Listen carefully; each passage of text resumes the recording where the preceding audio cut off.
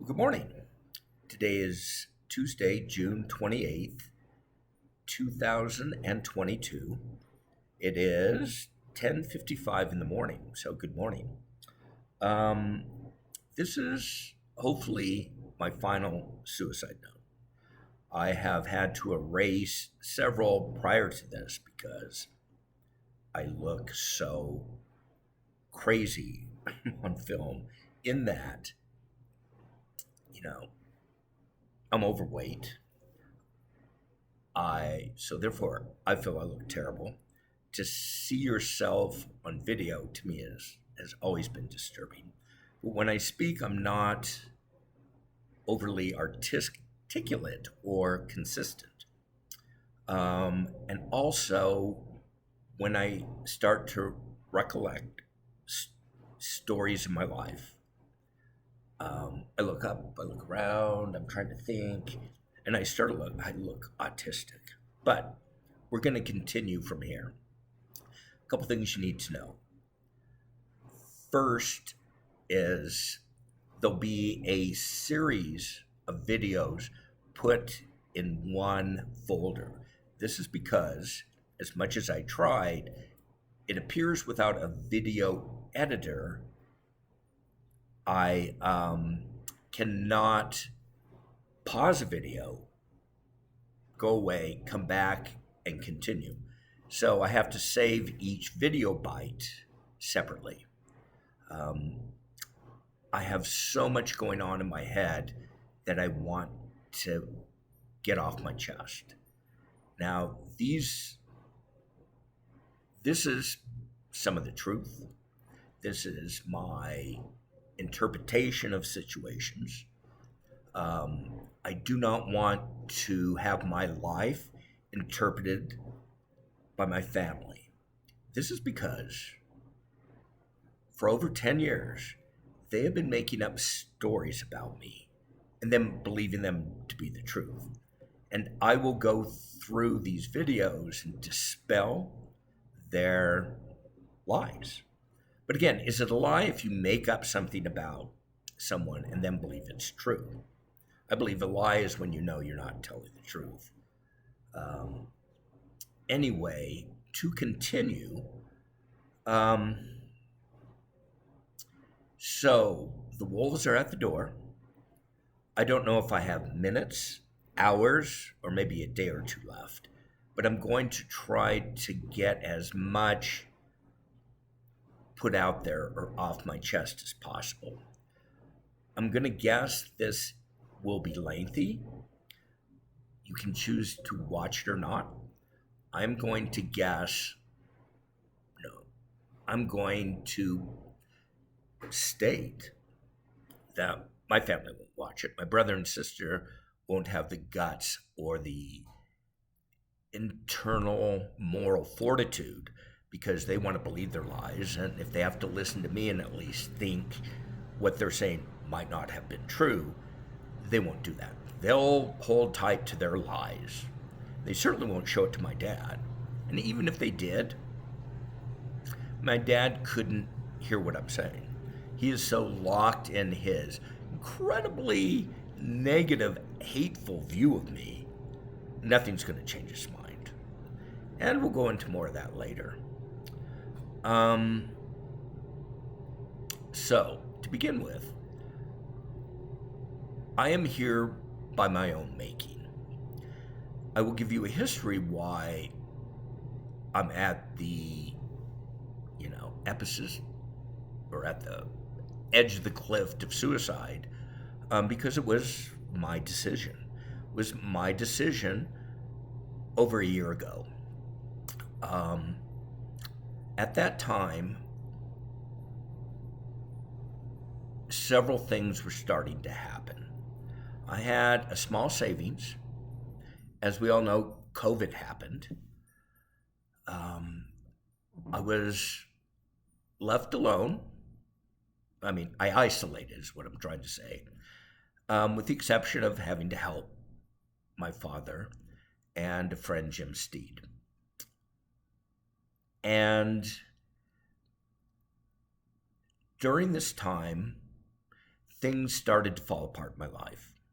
Um, I had been looking for a reputable job going on at that time, probably 4 years. I didn't want any more humiliating jobs.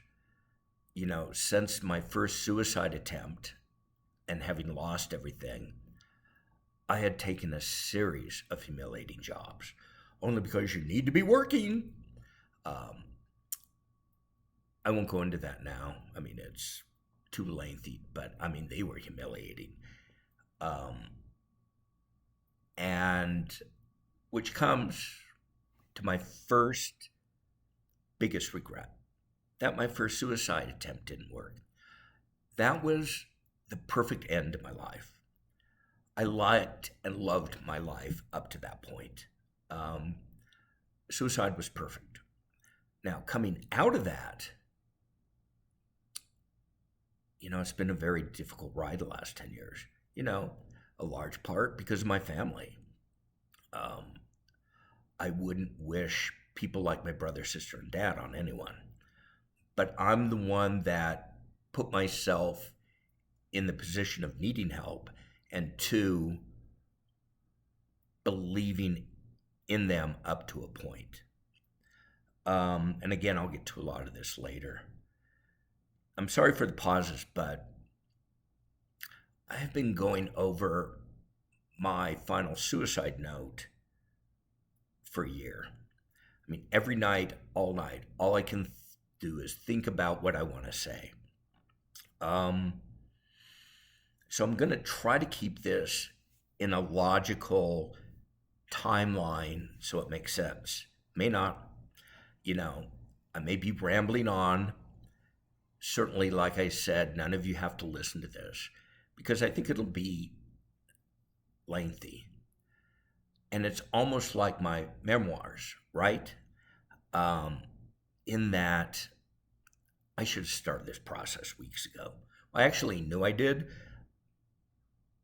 or knew I should have, but by sitting down and actually doing this, it meant I'm at the end. And I wanted to put that off as far as possible. So I'll give you a little bit of history, what got me to this point, and then I'll move on to other issues.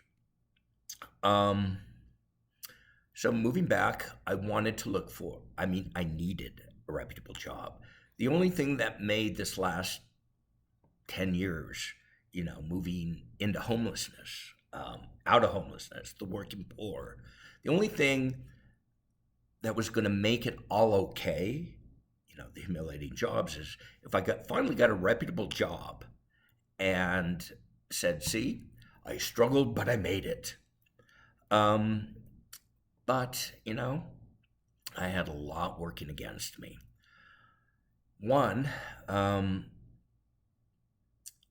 my plan, and I thought, as bad off as I was, having to be at my brother's house after my suicide attempt without a penny in my pocket, my sister-in-law and my brother hating the fact that I was there. I'm sorry, I keep losing my train of thought. The only thing that was going to make everything okay was a reputable job. But so during that period at my brother's house, what became clear to me is I wanted to do nonprofit work. I wanted to feel like the remainder of my life's work could be for something worthwhile, where I was giving back from society instead of sucking it dry.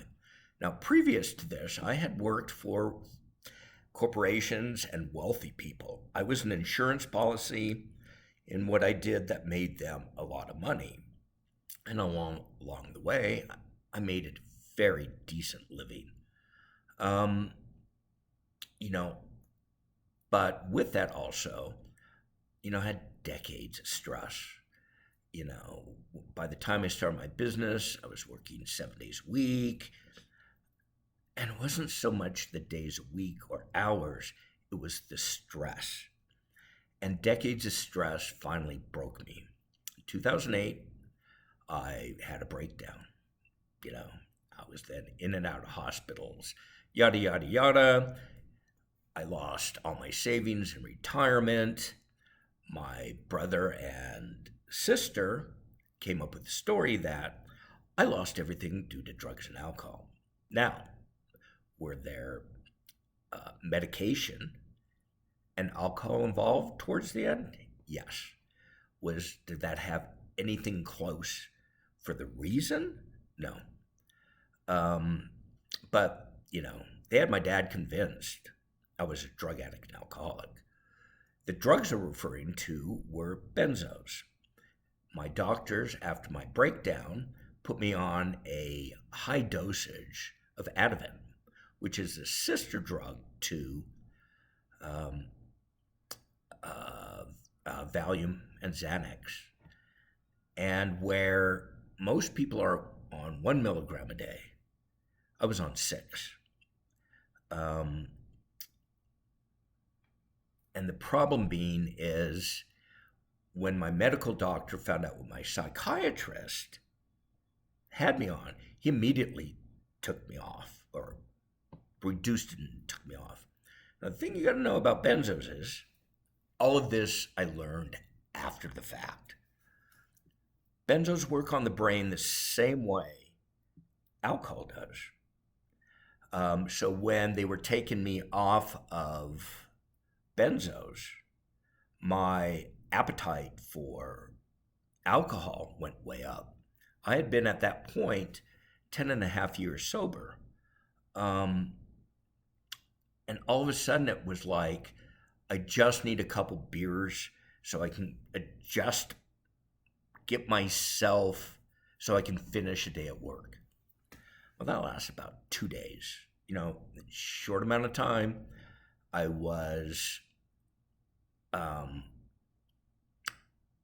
was drinking a 6-pack a day. I changed doctors and went back on Ativan, so now I'm mixing the two.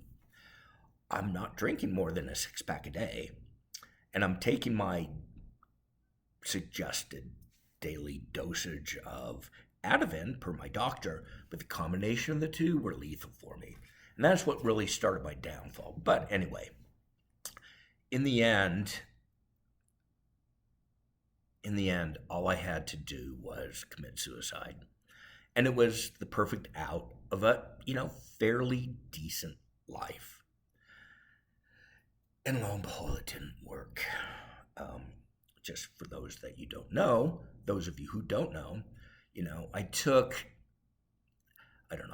20 to 30 Ativan. I'm guessing about 100 gabapentin. Then I flushed it down with untold number of beers. But then, as a backup, I set up a hibachi in my bedroom, taped off all the doors and everything.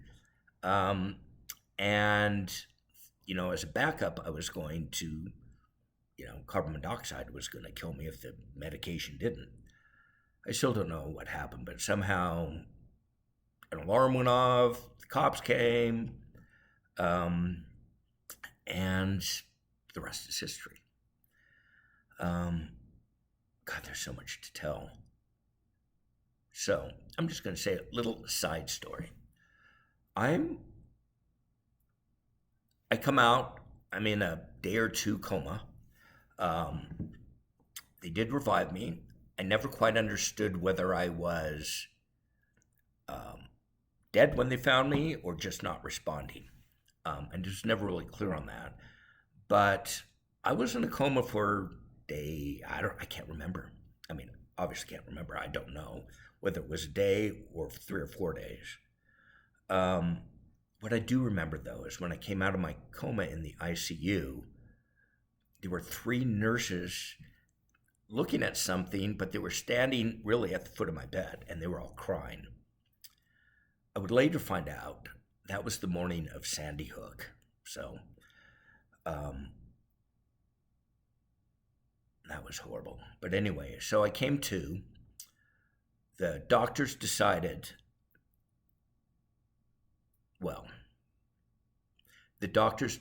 I needed to go to the psych ward, which understandably so, I didn't want to go. and I got trapped in there. At this time, my dad, while I was in a psych ward, took me out of his will. It was a will at the time. He's changed it to a trust, where I was the one to oversee the will. He now took it out of my responsibility and put it in the hands of my brother.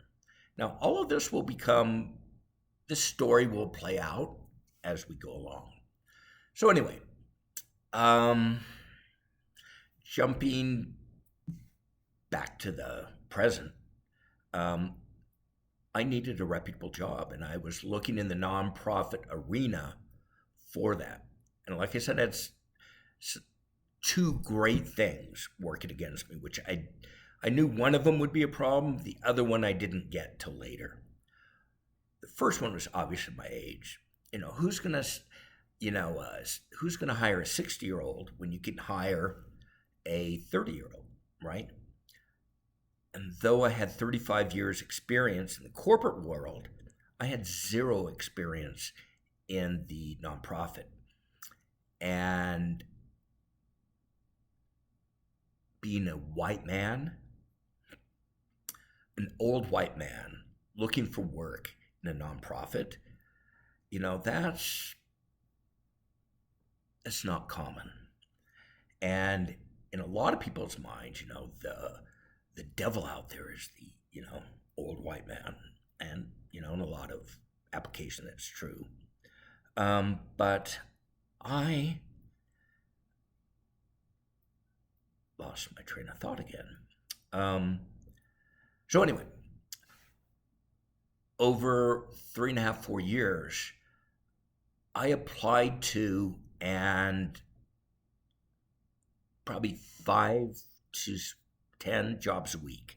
Now, a lot of them were just, you applied on Indeed, it was a quick app. You could just shoot up an application in Indeed or ZipRecruiter, Monster,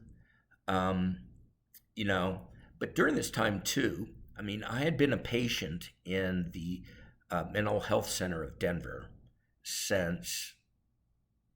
for a while. So many years, in fact. But through my therapist at the time, I got connected with To Succeed. And I got an employment specialist. And she was, to this date, one of the most important people I've ever met in my life. She was incredible. I clearly did not know, at my age, having never really had to look for a job, I didn't know where to start. And I say I never really had to look for a job is because all my jobs in my career, 30, 35 years, I was recommended. My first job, through my third job, and my business. And so I really had 3 corporate positions and my business spanning 35 years. I didn't know what to do. And she was amazing. I thought my resume was good. She said, no, here's how we have to structure it. Because now no one looks at your resume. It goes into a computer system. The software will evaluate if there's keywords in that resume that who's ever, going to look at a resume needs to see. So we had to restructure that. That's pretty amazing. I really feel sorry for kids today for how technical looking for a job has become. Then we went to LinkedIn, and I had to do a whole LinkedIn profile and everything that goes along with that, trying to network with people and get people to friend me, which, I hate all that. I've never been Facebook, Twitter, none of it. But now I had to be on LinkedIn. And I was pretty miserable.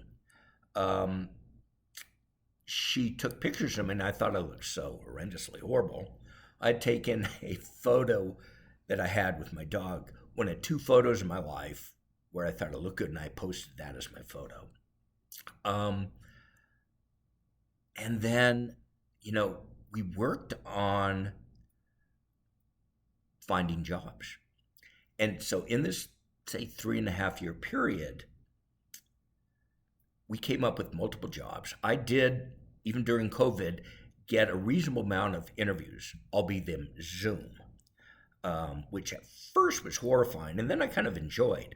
I've always enjoyed interviewing. I have no problem on some level talking about myself and my experience.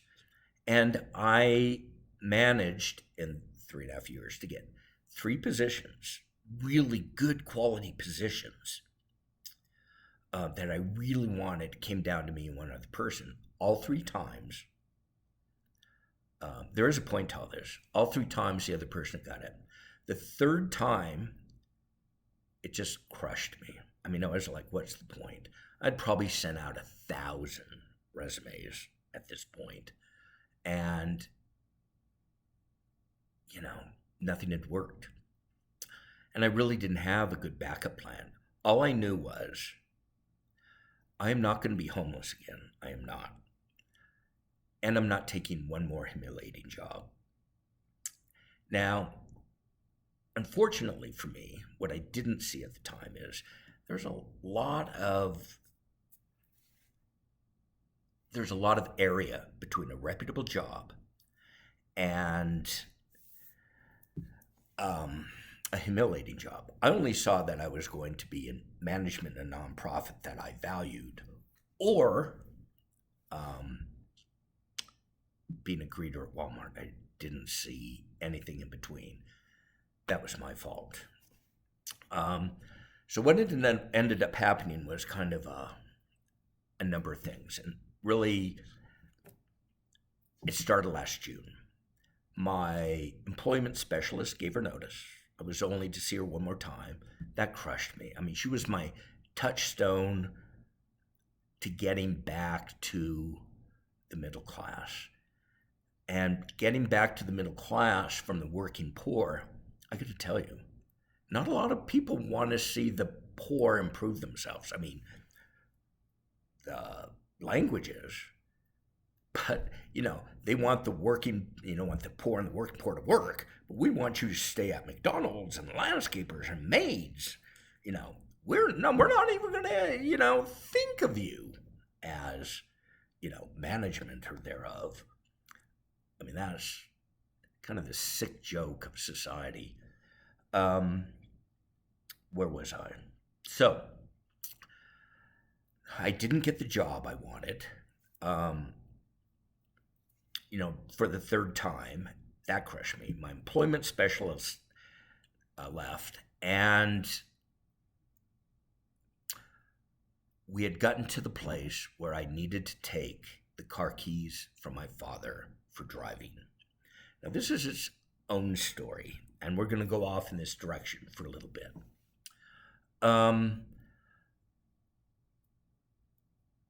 We knew. I knew for a while, at some point we're going to have to take my dad's car keys, and he's not going to be happy about it. He, at this point, is 95. When I moved back to Denver and he was 90, I rode with him once, and I was like, that's it. I'm not riding with this man. But he was just going to the store and back. But what he was doing was going to his favorite tavern, Bonnie Bray, and drinking every Friday. For the most part, he would limit himself to 2 drinks, and then drive home on a Friday night. This scared the shit out of me. So what I set up was to go to dinner every Friday night with my dad. Now, this was me putting my dad first in that I was waiting tables at the time. And everyone knows your 2 money nights are Friday and Saturday nights. I had to give up my Friday night to be with my dad because it scared the hell out of me. Not only was I thinking of him, but I was thinking of the pedestrians and other drivers on the road. And there was going to be no way on my watch my father was going to drive under the influence in his 90s, even though it was only a couple of miles, So I started going every Friday. And that was actually, for the first year and a half, good. I mean, we almost got to the point where we liked each other. When I would meet his friends and people at the bar,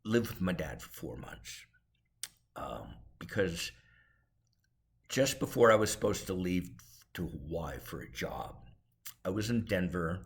I was staying with friends. We went out. I slipped on ice, shattered my ankle. Um, I had to get it operated on. It needed, plates and pins and all of that. And I needed to stay off of it for 4 months. I couldn't put any pressure. If I put pressure on it, it'd break and it'd be even worse. So the friend I was staying with literally kicked me out of his house. I had nowhere else to go but stay with my father. He hated having me there. Hated having me there. Maybe the first week was okay, but my dad gets drunk every night. Every night of the week, he got drunk. And when he got drunk, just my presence there isn't really a word for it, because it kind of went in a cycle. The first couple of days, he'd be mumbling to himself, like, oh my God, man. And I could hear him in the kitchen, very small house, I had a bedroom next to the kitchen. He sat at the kitchen table for 14 hours a day, just muttering to himself, muttering. I roast that goddamn. You might come in and say, how many more goddamn days are you going to be here? I'm like, well, I'm getting, I can walk again on April 16th or 15th or 16th.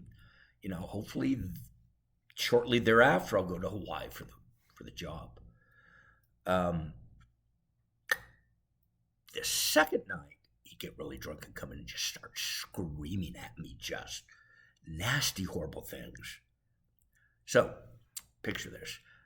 I'm in this really small blue bedroom.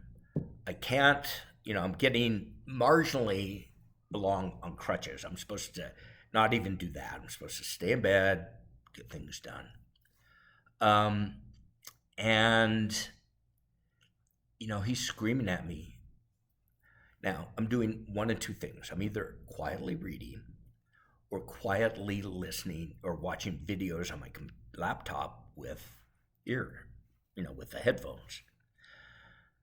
That's what drove him nuts, was I wasn't being the son he wanted. The good old boy that comes out and says, good morning, Dad, He always wanted a good old boy first. You know what? Again, I don't know what he wants. All I know is 100% of everything about me he hated. He's very much for Trump. I'm very much of a liberal Democrat. Everything about me, his idea of sports were football and baseball. I swam and skied. Those sports didn't register in his little head. That said, okay, so we're getting to this point. One night, he just comes in and I fight back. I scream back at him, which I had actually learned early. It doesn't matter. He doesn't hear anything I say. There's nothing I can say that would hurt him. If I say, he starts with the insults, I insult back. His insults get worse. I insult back. His insults get even worse. So, I finally said, get the F out of here. And I don't have to. It's my house. My house. And I'd be like, no, it's Graham's house. It's not your house. You didn't put $1 into this thing towards the mortgage. We'll get into that story later, too. And so we have this huge argument. He finally turns to leave, and I just slam the door. And, he comes back in. I'm like, we keep arguing. I'm like, you never loved me. Now, I've been wanting to say that for decades, but I always thought the answer would be, I know we don't get along.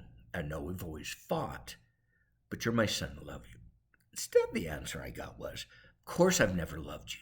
Look how you've always treated me. And I'm like, treated you?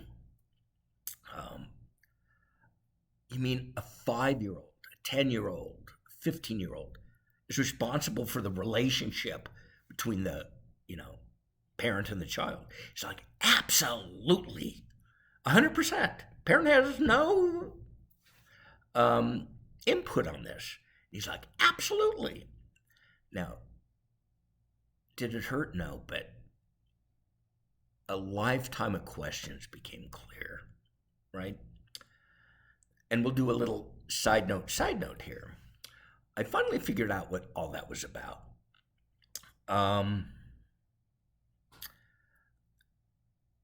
Or I don't know. This is my theory. My grandmother divorced her husband, my dad's biological father, when he was 2. He was an alcoholic and a womanizer, and I guess a colossal liar, and used all of the money gambling. So she finally divorced him. She was then put my dad out to foster care. He went into the home of his uncle that was,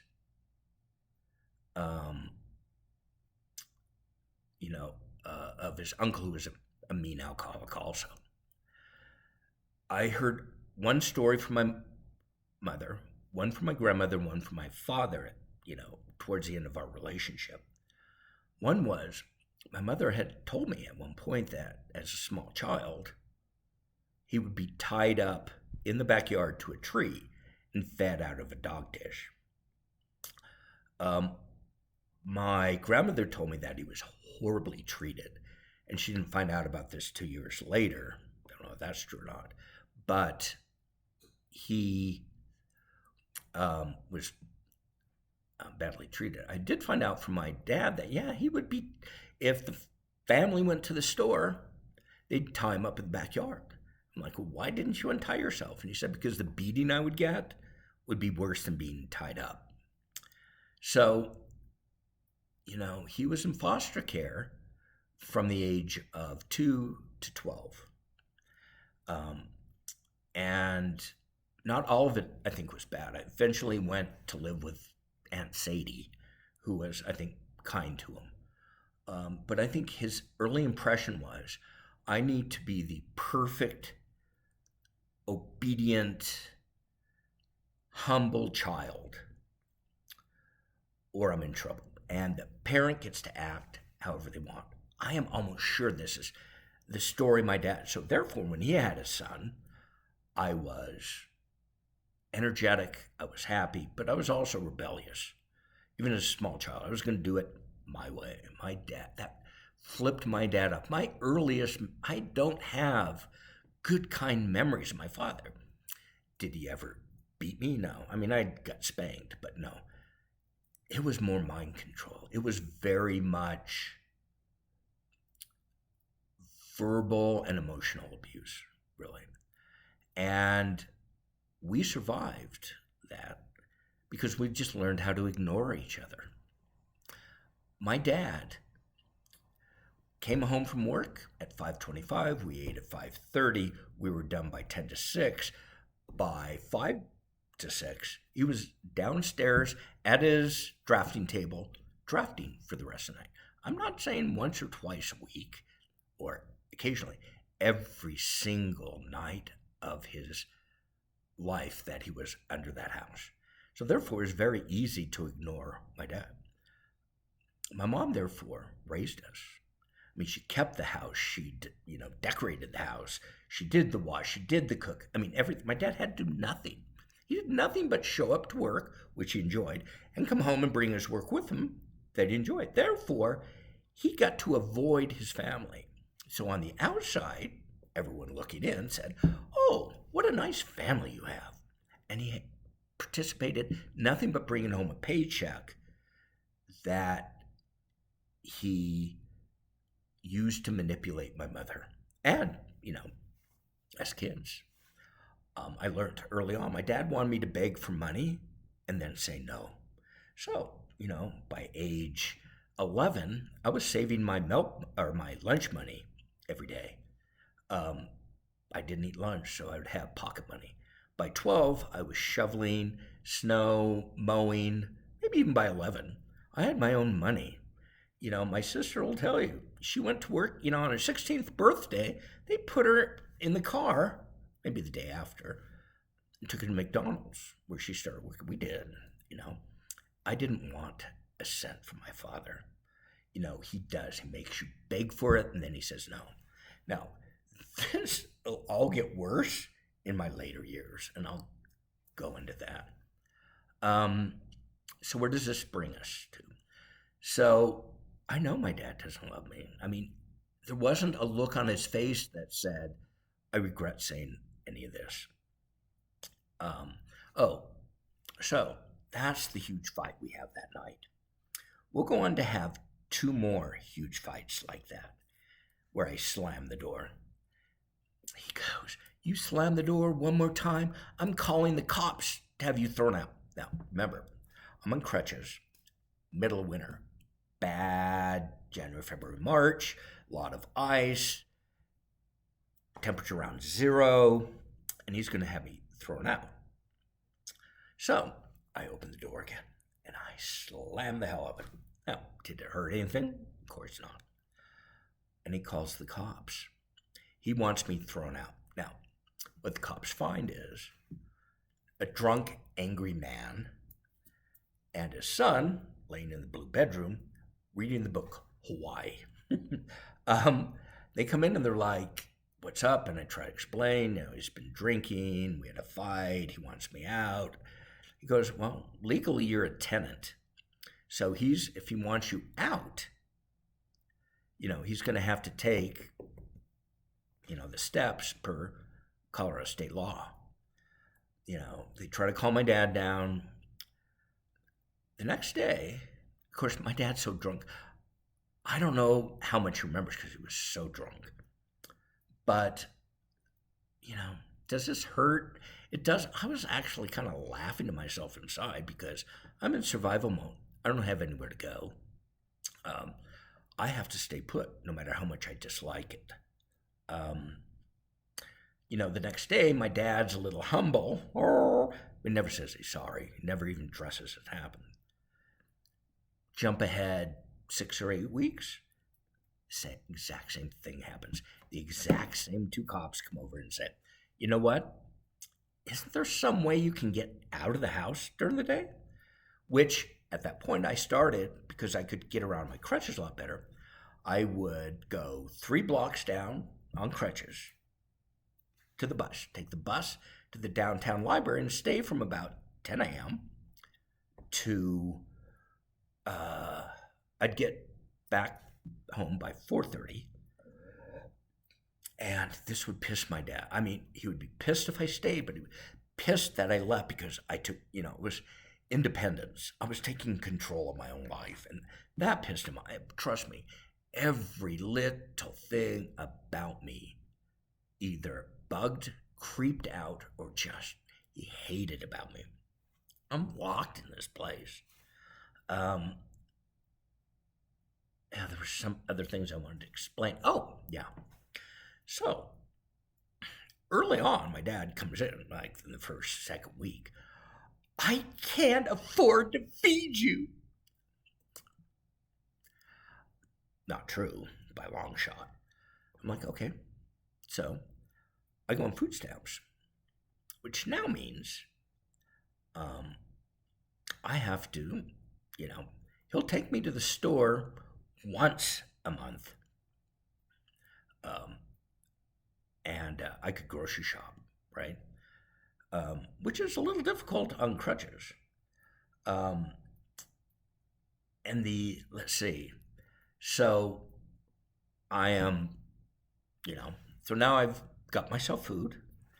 I would quickly learn he was only going to give me 1/3 of a shelf in the refrigerator. I was pissed about that. Now, keep in mind, I can't touch anything in the house. I can't touch the remote to the TV. I can't touch anything in the kitchen. He refuses to do any washing, so when he's at the store on Saturdays, I have to hobble downstairs to do my wash, making sure everything is in place, because if he finds out I've done wash, there's another huge explosion. I mean, it sounds like life in hell. And on the one hand, it was just, in a certain way, fun. I was just, this is one hell of a pathetic man. And at that point, I was like, well, I can get along. I'm going to get along with or without this man. But then I realized I had to keep food under the bed because we got in another fight. He packed up all the food in the refrigerator, packed it up, and went out at like 8 o'clock at night and threw it all in the trash. Now I'd hobble out, get it, unpack and put it back in the refrigerator. But other two times one was with St. Patrick's Day with corned beef. I put corned beef and cabbage in the slow cooker. And of course, my dad's having a fit because I'm touching things in the kitchen. So I'm like, okay, so Dad, at 2 o'clock, I'm going to be at the library. Just put these onions that are chopped into the slow cooker. He very reluctantly agrees. So by the time I get home at 4:30, he had been drinking a lot. I'm going to guess since 11 or 12. I get home and he is just blaring at me.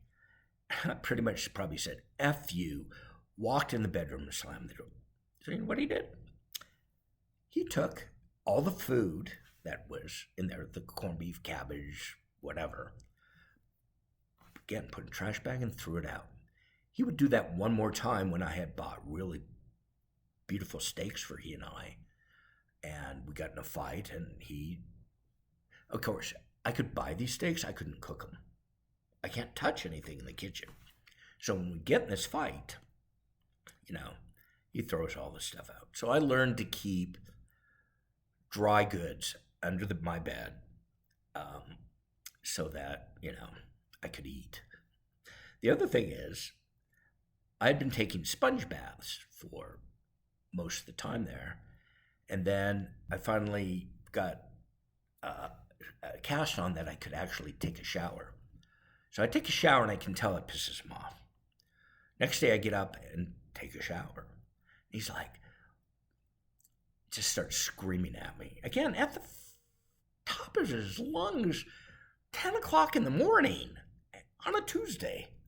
And, I can't take showers. Should not let me. You can't have, and it costs him too much money. Side note to this, you can get amazingly clean with a sponge bath. Wondered about all the centuries before, people had showers, indoor showers, how they kept clean. Amazingly clean with a sponge bath, so kind of no big deal, except that it shows what a complete crazy nut my dad is. So it's at this time that I go to seek out the Mental Health Center of Denver. And my dad won't drive me to my doctor's appointments, either my medical the only appointments that he'll drive me to is on my ankle because he wants me out of the house. Literally, I was having prostate problems, need to go on medication. I had to get all over the greater Denver area to go to doctors and psychiatrist appointments. My dad wouldn't do it. Bus, because, he wasn't going to goddamn spend the money on gas. Okay, so as a last little side note to that, this is late May, and I've agreed to help a friend clear out her mother's garage in Perry Park. So she picks me up that morning. I'm out of my cast. Things are going fine. My ankle's fine. I'm just waiting to hear about my deployment to Honolulu. And at this point, my dad's all like, you don't really have a job, do you? And my sister chimes in, we want to see the paperwork. I'm like, fuck you. You think I want to stay in this hellhole? Jesus. And the deployment came within a week, so I was out of there. But right before that, I agreed to help my friend. I noticed when I woke up in the morning, I had this weirdest type of headache. It was like this little pinprick of blaring white heat behind my right eye. And I noticed as the morning went on, it was kind of getting worse. I realized when I was helping my friend move around, my coordination was way off. Then when we finished and we were driving back, I noticed my side of my face was getting numb, and as well as my fingers and hand. And I knew I was probably having a stroke. But, inside I said, what the fuck, who cares? And the thing is I was slurring my words. Now, my friend didn't know that because she was doing all the talking and I was just being quiet, which I generally like anyway. But we pull up outside of my dad's house. I go to the car and I can't walk. I'm having a stroke. My friend calls 911 for her cell phone, then goes in to try and tell my dad what's going on. He has a conniption fit because he thinks I'm going to have to stay there longer. So anyway, the paramedics and fire department come, right? So it's hook and ladder, no less, and paramedics and the whole block is like, blah. But by this time, all of a sudden I'm okay. I can stand up, I'm moving fine. Well, come to find out what happens, it's called a TIA, I'm thinking. It's a minor stroke, and what happens is something gets, a little clot in your brain, but it pushes through instead of, getting stuck there.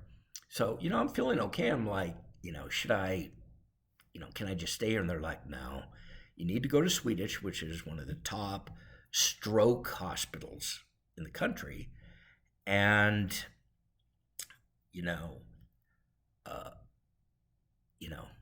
see what's going on, which I do. And they go down, they give me the MRI, and they the whole 9 yards. Does my dad call? No. Does my brother and sister call? No. That's who they are, trust me. I'm trying to mooch. This word will come up later. I'm trying to mooch of my father.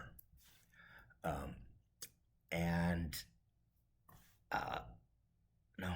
Finally have to call him the next day. I get into his car. Does he ask how I am? What's happened? No. You're not staying here any longer. I just need you to know that.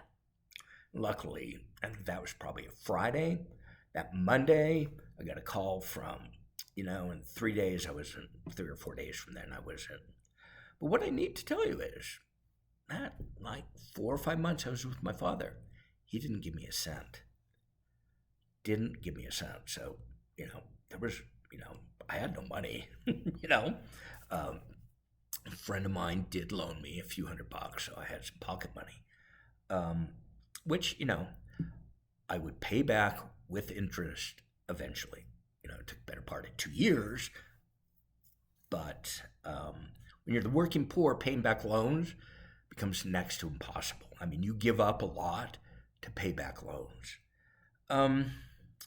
So that's the history.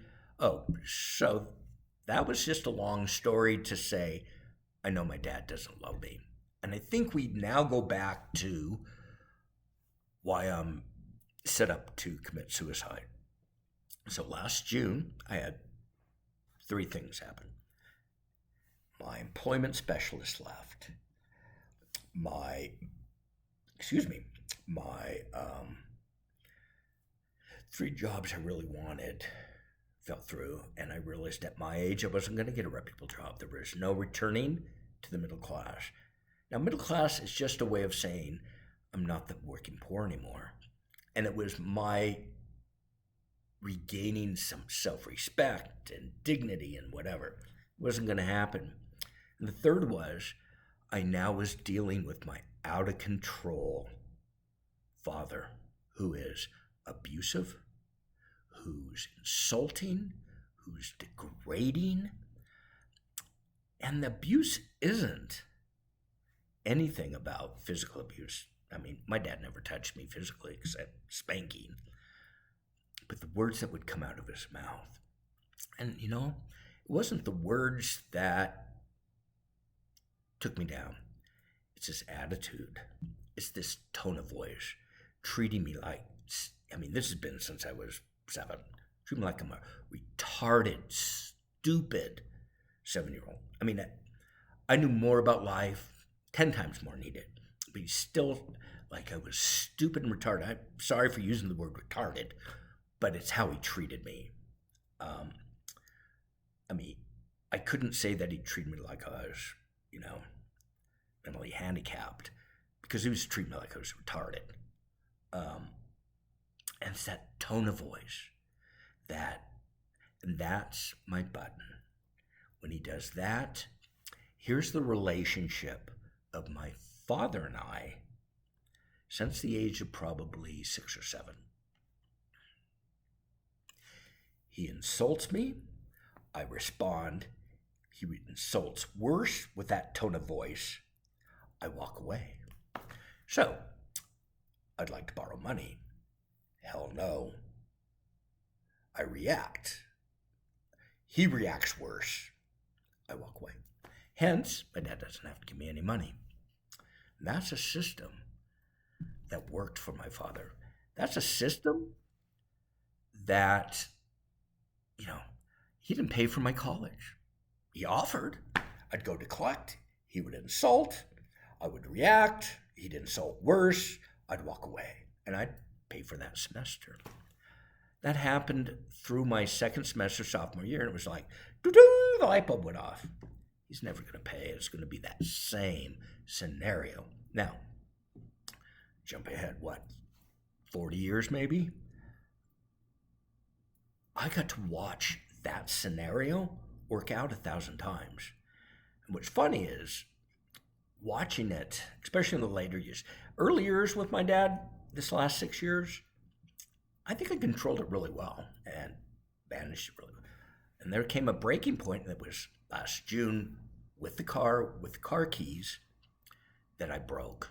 So anyway, taking the car keys away, not getting a reputable job, and losing a very important resource in my life. Keep in mind, this resource, Darlene, we talked once or twice a week. I don't talk to anyone once or twice a week. And we just had a connection. She was wonderful, beyond wonderful. She was amazing. So what happens next is, my dad's a smart cookie. He calls Lexus and gets them to send him a key. And I find this out from my sister. So I am not going to let my dad drive at this point. Again, I would rather lose my part of the trust than have to explain to the loved ones of people he might have injured or killed why I let him drive. Now,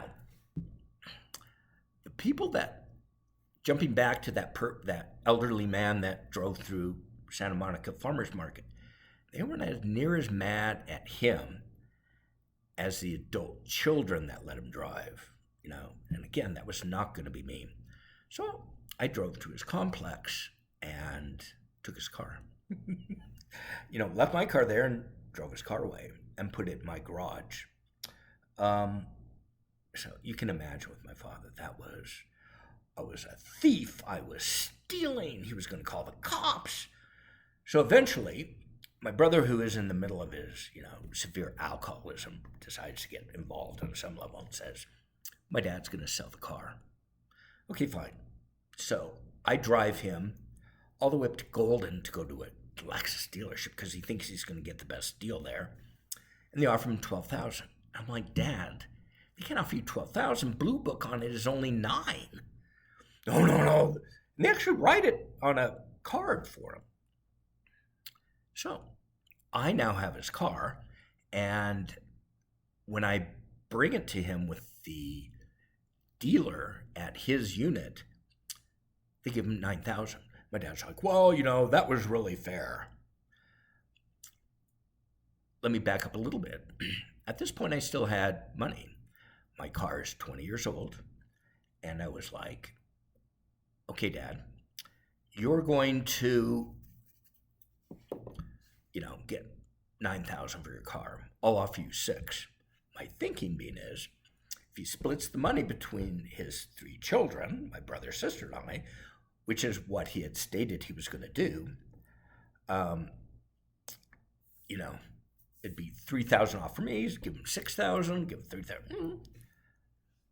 Remember, I took his car keys. I took his car. Do you think he's going to do that deal with me? Of course not. So he sells it without ever telling me, Well, I couldn't do the deal. You're only going to give me 6,000. I tried to explain the math. My dad's brilliant, has always been, at not understanding what he doesn't want to understand. Because he's a smart man. Not bright, but smart. Doesn't know much about the world, but on a technical level, brilliant. Well, very smart. So even jumping back a little earlier, I know this is rambling, but this feels wonderful getting this off my chest. I can't even tell you, so cathartic. But anyway, I had heard once from my brother and once from my sister that my dad said, this is before I took the car keys, that he was considering giving me the car for everything I'd done for him. And I can tell you, I was touched. I was literally touched. But when I had that conversation with my brother, I was like, at the time, you know what? It's kind of more of an expensive car than I'd want. If he does do that, I will sell it and I'll split it evenly between us 3. Now, keep this story in mind because this is where I had a complete break with my family. So, my dad sells the car and he splits the money between my brother and sister. Nothing for me. I'm the one that's, up to that point, have done 100% of everything he's wanted, needed. And I'll go into more of that later. But I've done 100%. My brother and sister, 0. Now, according to my brother, they do plenty. And I'll go into more of that later, too. Plenty. You're sitting in California. You're egging him on in his dislike of me. And I'll go into more of that later. Instead of supporting me simply by saying to my dad, you've got to be nice to Bill. It's not in his DNA, but they could have at least helped support me in that. But that's a whole nother story.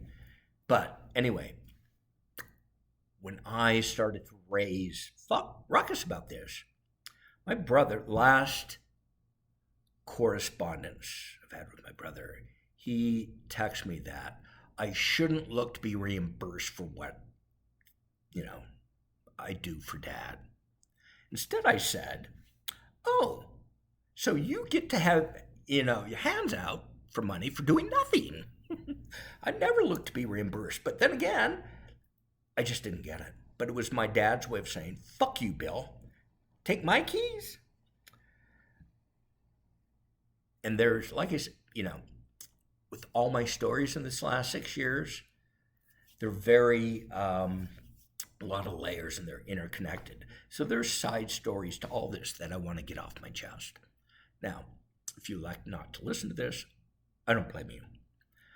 But in the end, I want to get this off my chest. Therefore, it's 1 hour and 4 minutes exactly right now. So I'll do another video chat in a little bit.